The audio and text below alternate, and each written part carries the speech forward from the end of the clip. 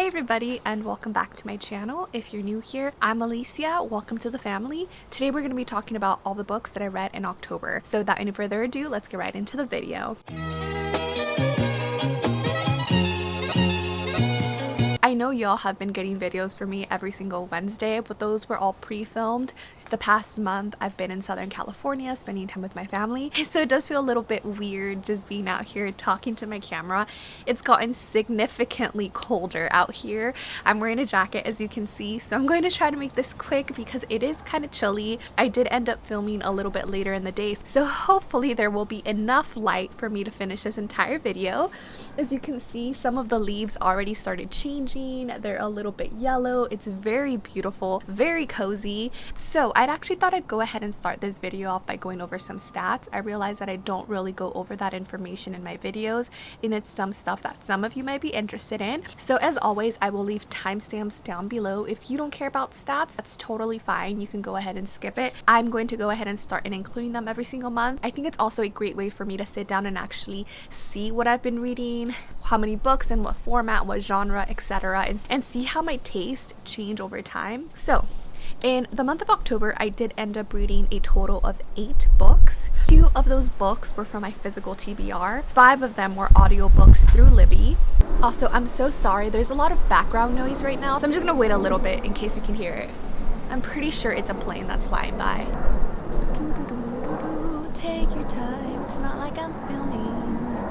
7 of the books that I read were adult, and 1 of them was a young adult book. So I did end up reading 4 horror books, 1 classic translated work, 1 mystery, and 2 mystery thriller books. I did have 2 favorite books in the month of October. First one is Mapping the Interior by Stephen Graham Jones. The second one was The Inheritance Games by Jennifer Lynn Barnes. I loved them for completely different reasons. And then my least favorite was actually The Tunnel by Ernesto Sabato, which is a classic gothic horror book. So those were the stats for this month. Again, if you're new here, I usually talk about books in the order that I read them. So let's get right into the books that I ended up finishing in October. The first one of those was one of my favorites, and that was Mapping the Interior by Stephen Graham Jones. And this one is actually one that I physically own. As you can tell, this is a horror novella. It's super short. I think it's under 100 pages long. No, it's a little bit over 100 pages long. I ended up finishing this in one night. Once I got into it, I couldn't put it down.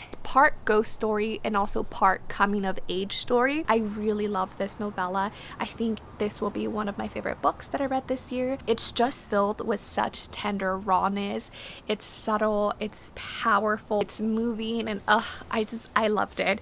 So in this one, we are following our main character, Junior. Him, his little brother, and his mom have recently left the reservation, and his father mysteriously died before they left this reservation. One night he wakes up and he thinks he sees someone walking inside of his house, and he comes to realize that he's seen his father. And so throughout the novella, we start to follow Junior as he starts to map out parts of his house to find where his father is coming from. A trigger warning to keep in mind before jumping into this is animal violence and just violence in general, although it's not explicit violence and it's not gratuitous in my opinion. So just wanted to mention that. One thing I do have to say is I did have to get used to Stephen Graham Jones' writing style. His narrative voice and sentence structure is something that caught me off guard, and I remember I was maybe 10 pages in and I thought I wasn't going to like this book because of the sentence structure, and that was because it's so unique and I hadn't really read anything like that before. The narrative voice in Mapping the Interior is a very immersive and dreamlike conversational prose,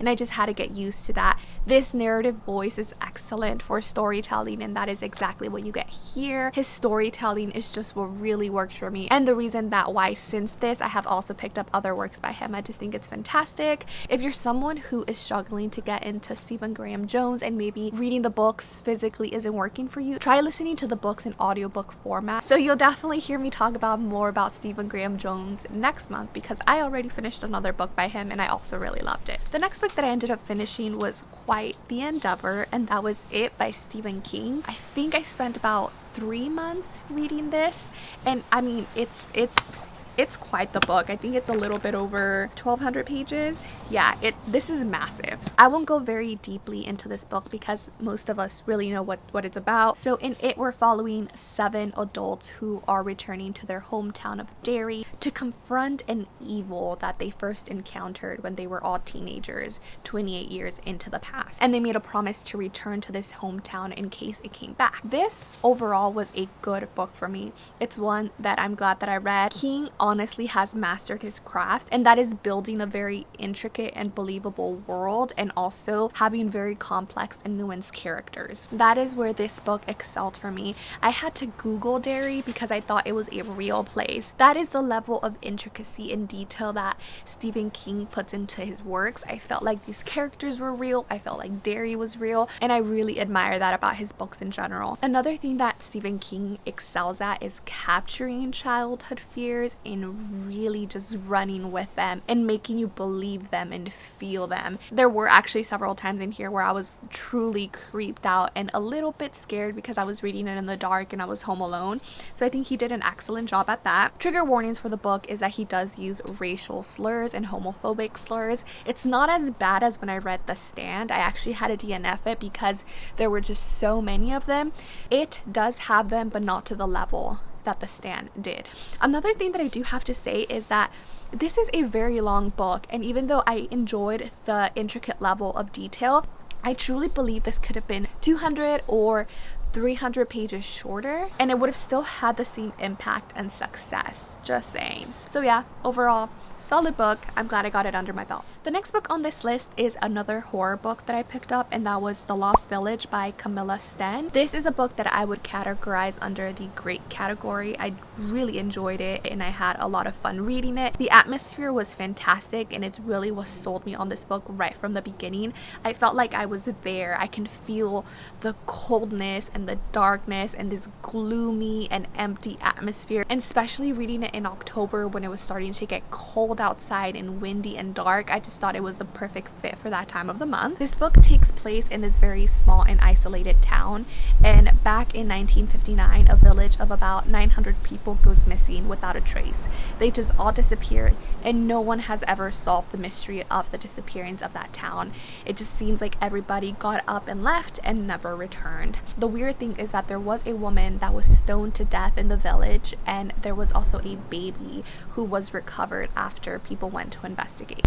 Now in the present we have Alice, and she is the granddaughter of someone that moved out of that village before the disappearance happened, and she wants to know what happened. So her and some of her friends come and visit this village in the present, and they are going to film a documentary about what really happened. This is told in dual timelines, back in 1959 following characters as it leads up to the disappearance, and then in the future with Alice and her friends trying to figure out what happened. Like I mentioned, it just had a stellar atmosphere. It was creepy, it was fast paced, it was engaging. I really enjoyed the dark, isolated setting, and for the most part I enjoyed all of the characters that were in the book. One thing that I do have to say is that there were 2 subplots that were going on that I don't really think added much to the overall plot. I think that the intention that Camilla Sten had by adding these 2 subplots might have been to just give more nuance to her characters, but for me they just distracted from the plot and from the characters, and it didn't really add anything valuable in my opinion. I just didn't know why they were there, if that makes sense.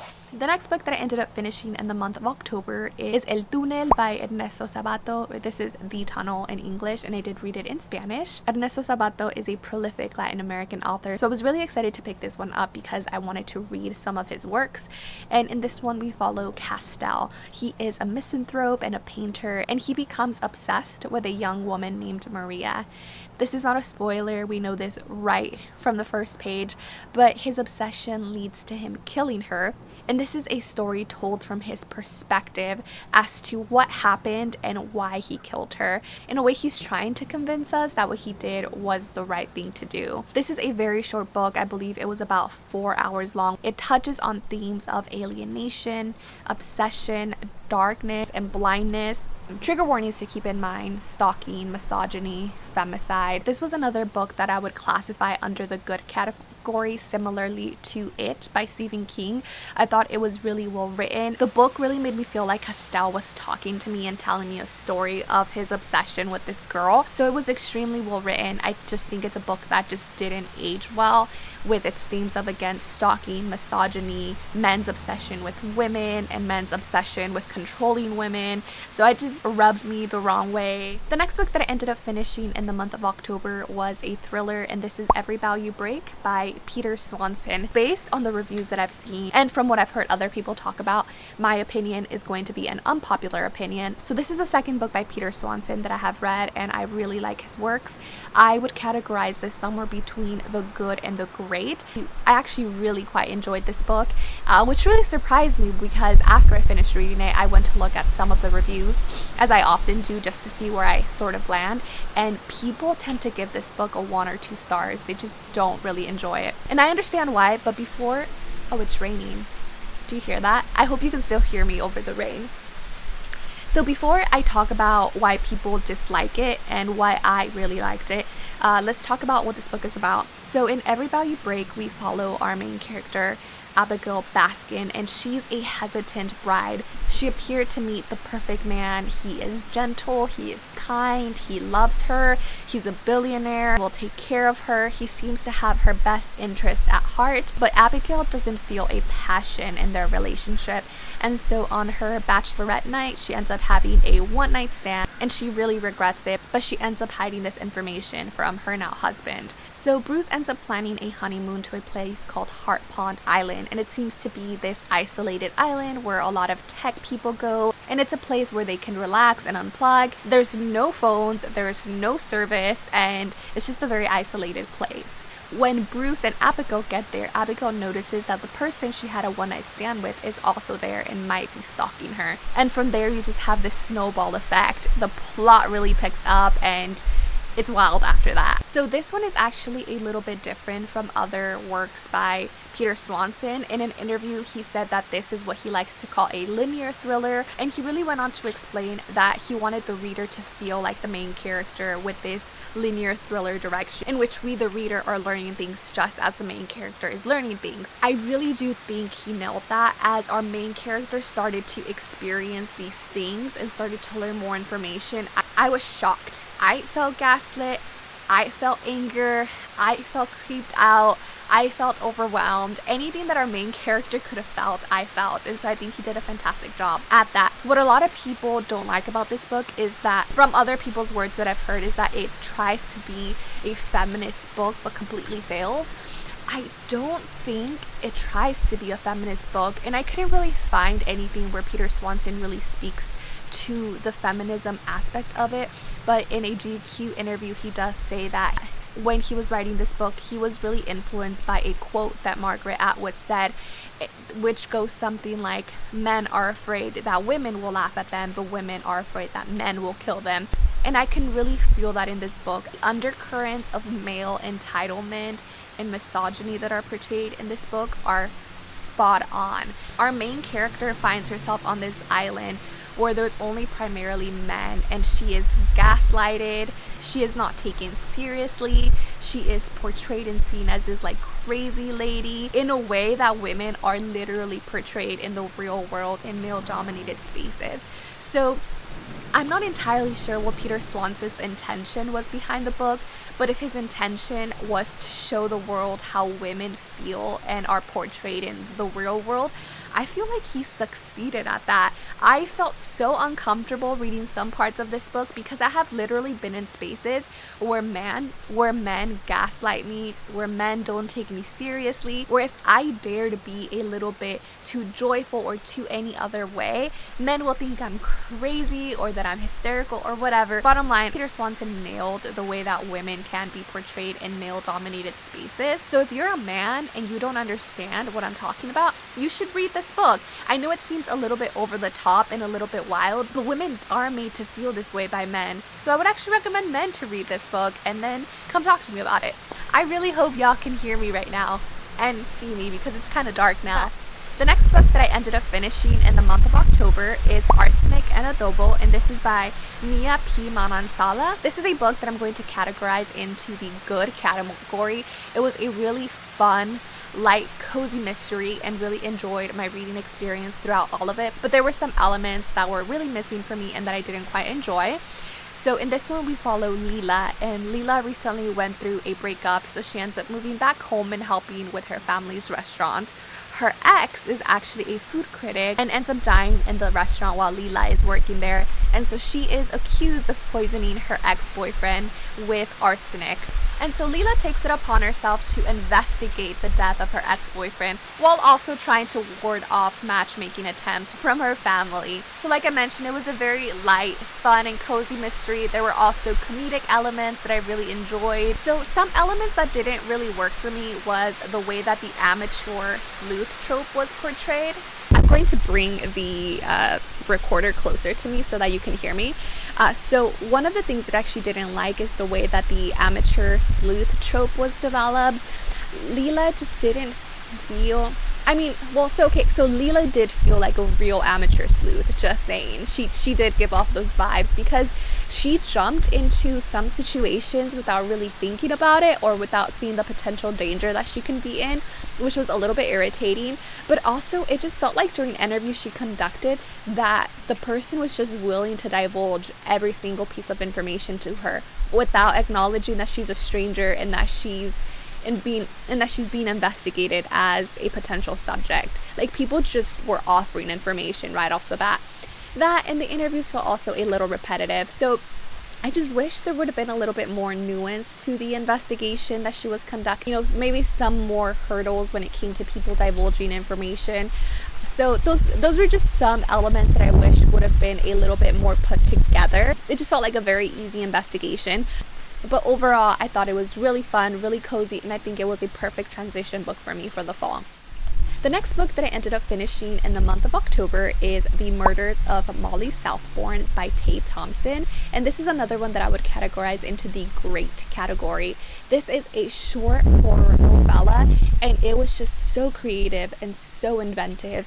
It also has a very dark atmosphere, but it also has elements of speculative fiction and science fiction. So if you're someone that likes books between the horror and sci-fi genre, this is one that I think you should really check out because it's only like 100 pages long. Like I mentioned, it's also very creative and inventive. It's also one that really packs a punch, even though it's super short. So in this one, we follow Molly Southbourne, and since she was little, anytime she bleeds, she creates another identical Molly, who is identical to her, but eventually these clones try to kill off the original Molly. They're just hell-bent on getting rid of her. And so since she was little, Molly was trained by her mother and father to be on the lookout for these Mollys and kill them off before she's killed. I was hooked from page 1. The only reason I wouldn't give it a 5 stars is because I actually wish this would have been a full-size novel. There were just some elements of the novella that didn't feel well realized because of the page count limitations. Like, I wish I would have known a little bit more about her mother and her father and how Molly came to be. I just felt like those areas were a little bit unexplored. Another thing is, within the novella, we literally cover the time from when Molly is really young until she goes to university. And just because we cover such a large time period, some parts of the book for me felt incomplete because I wanted more detail, I wanted more background, I wanted to know a little bit more about those times. But still, overall, I really enjoyed it, and I can't wait to read other stuff by Tay Thompson. I forgot to mention this earlier, but trigger warnings for The Murders of Molly Southbourne are suicidal ideation, self-harm, and body horror. So the last book that I ended up reading in the month of October is The Inheritance Games by Jennifer Lynn Barnes, and this was definitely a favorite book of the month. I just found the plot to be so fun and enjoyable. This book does not have any like hard-hitting topics, or it's not really creative or inventive in any way, but it was just so fun. There's a lot of banter between characters, there's sibling rivalry, there's a romance. I just really liked all of the character interactions, and that just really did it for me. So these past few months, I've also been trying to figure out what kind of romance that I like, and I realized that I don't really like the smutty, steamy romance. I like the kind of romance that is found in like Cassandra Clare books, where there's a lot of longing and a lot of external factors that are preventing like people from being together, but they really want to be together, and there's just a lot of chemistry and a lot of tension, but not much is being said. And I really like love triangles. And so the Inheritance Games has this type of romance, and I just really, really, really, really enjoyed it. It was one that I personally would just read for the romance, but it just had a lot of really cool other elements, like the mystery, the puzzles were also very engaging and really captivating to read about. And so let me actually tell you what this book is about. So in this one, we're following our main character, Avery, and she has recently inherited a fortune from a billionaire called Tobias Hawthorne. She doesn't know who this man is, she's never heard of him before, but he leaves his entire fortune to her with one condition. She must live at his estate called the Hawthorne House for 1 year in order for her to receive this inheritance.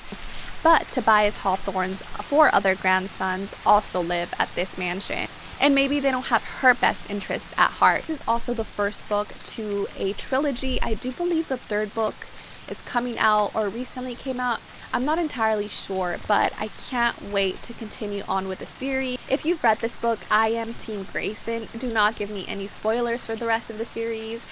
Thank you so much for watching, and I will see you on the next one. Bye!